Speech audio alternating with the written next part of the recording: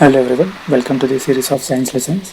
In this presentation, we will study about Chapter 9, Force and Laws of Motion. In the previous chapter, we described a motion of an object along a straight line in terms of its position, velocity, and acceleration. Now let us answer some more questions. Why does speed of an object change with time? Do all motions require a cause? If so, what is the nature of this cause? We'll answer some of these kind of questions in this chapter.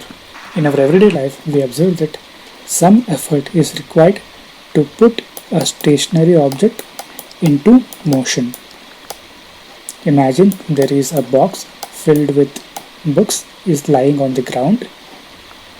When you need to move this box, you need to apply some force in order to move this box.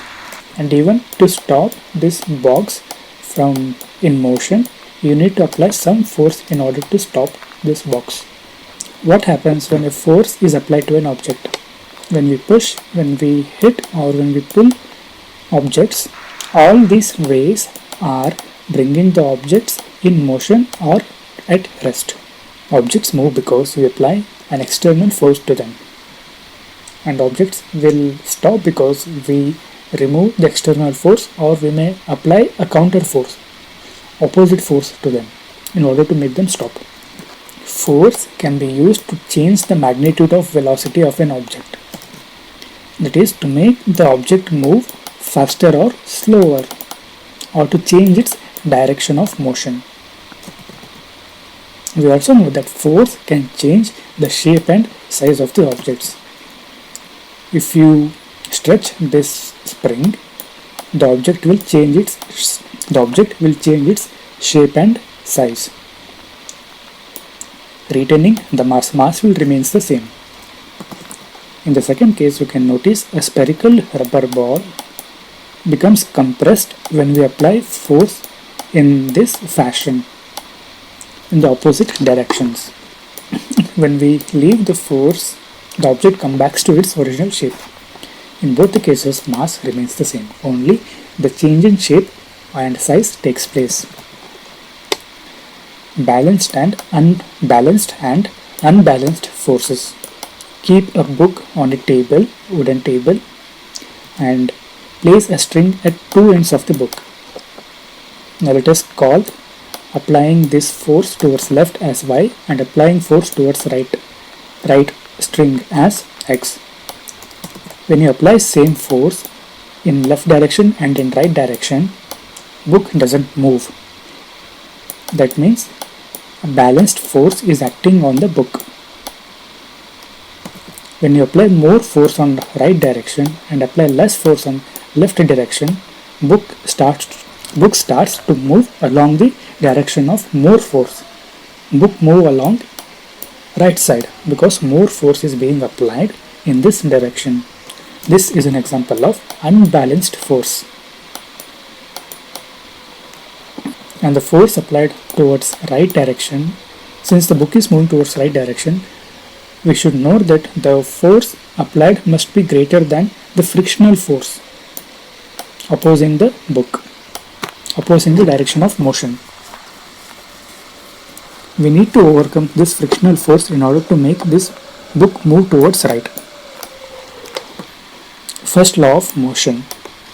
By observing the motion of objects on an inclined plane, Galileo deduced that objects move with a constant speed when no force acts on them. He observed that when a marble rolls down on an inclined plane, its velocity increases. At this point, velocity of the marble will be lower. At this point, velocity of the marble will be much higher because it gained some momentum. At this point, velocity will be even larger. By the time the ball reaches to the bottom of the surface, and when it starts to move in the second inclined plane, the velocity keeps on decreasing. At this point, velocity will be more. At this point, velocity will be less, and at this point, the object comes to rest. If the inclination is equal in both the inclined planes, the object will come to the same position. in the second inclined plane. If the inclination is less, object will continue to move until the initial point is reached. If the angle of inclination is more in the second case, say this much, this ball will be lower compared to the first inclined plane. If the inclination is 0, that is, if the second part has this flat surface, the straight surface, the ball will continue to move indefinitely, because it is not possible for this ball to come to the initial position as in the first inclination. If the inclination in the second case is a flat or a straight line, the ball will indefinitely move. There is no end where the ball stops. All these examples must be experimented in an ideal situation, such as there shouldn't be any friction between the ball and the surface. Yes, it is not possible, but in the ideal conditions this would happen. Now coming back to the first law of motion, Galileo had made some fundamental ideas. Newton continued the ideas. Newton further studied Galileo's ideas on force and motion, and Newton presented 3 laws of motion, also known as Newton's laws of motion. The first law of motion can be stated as: an object remains in a state of rest or in a state of uniform motion in a straight line unless compelled to change that state by applied force. In simple words, all objects resist a change in their state of motion. Object has a tendency to be at rest all the time if there is no external force acting on them, and objects in motion tends to be at uniform motion unless an external force acting on them. Either sit infinitely or keep on moving infinitely unless an external force acts in these 2 cases. If you want to move a stationary object, we need to apply an external force. If you want to stop a moving object in a uniform motion, we need to apply force in order to stop the motion. When you are traveling in an automobile, say you are traveling in a car, suddenly a driver applies a brake to stop the motor vehicle. When the brake is applied, car slows down, but our body tends to continue in the same state of motion because of inertia. While traveling in a car, when a car driver suddenly applies brake, you tend to move forward because you are in the forward motion. You are trying to be in the same state of motion in the forward direction. So you lean forward a little bit when the brakes are applied suddenly. This sudden application of brakes may cause injury to us. So always wear safety belts or seat belts to prevent such accidents. If the impact is more, the consequences will also be worst. So always wear safety belts while you are traveling in an automobile. When a car makes a sharp right turn, you tend to lean towards left. Right? When a car turns a sharp left turn, you tend to lean towards right.